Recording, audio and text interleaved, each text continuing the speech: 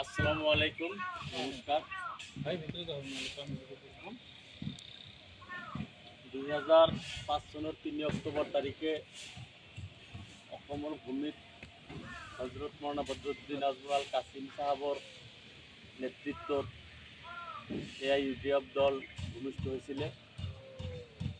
দেখকৈ আমি 19টা বছৰ অতিক্ৰম কৰিলোঁ।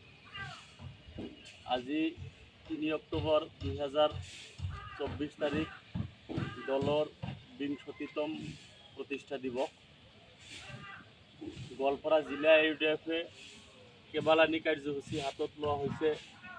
দলৰ 20তম প্ৰতিষ্ঠা দিৱস উপলক্ষে তাৰে প্ৰথমটো কাৰ্যসূচী আছিলে গোৱালপাৰা চহৰৰ প্ৰসূতি আৰু শিশু স্বাস্থ্য কেন্দ্ৰত চাফাই অভিযান আৰু ফল মূল বিতৰণ।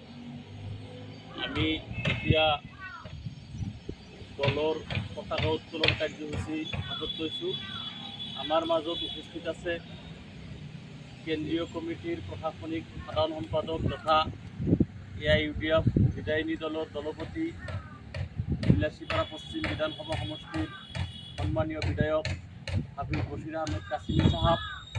আমাৰ মাজত উপস্থিত আছে গোৱালপাৰা জিলা AIUDFৰ প্ৰতিষ্ঠাপক সভাপতি তথা দলৰ কেন্দ্ৰীয় কমিটিৰ জ্যেষ্ঠ সভাপতি হাজী ইমতাজ আলী সাহাব, দলৰ জিলা কমিটিৰ সভাপতি আবুল কালাম হুছেইন সাহাব প্ৰমুখ্যে দলৰ সতীৰ্থসকল উপস্থিত আছে। আজিৰ এই 20তম প্ৰতিষ্ঠা দিৱসৰ গোৱালপাৰা জিলা কমিটিয়ে আয়োজন কৰা অনুষ্ঠানৰ পতাকা উত্তোলন কৰিবৰ কাৰণে মই দলৰ second of the command Hafiz Bashir Ahmed Qasimi সাহাবক অনুৰোধ জনাইছোঁ আৰু লগতে দলৰ কেন্দ্ৰীয় কমিটিৰ সভাপতি হাজী ইমতাজ আলী সাহাব সহযোগ কৰিব, আমাৰ জিলা সভাপতি মহোদয়ে সহযোগ কৰিব।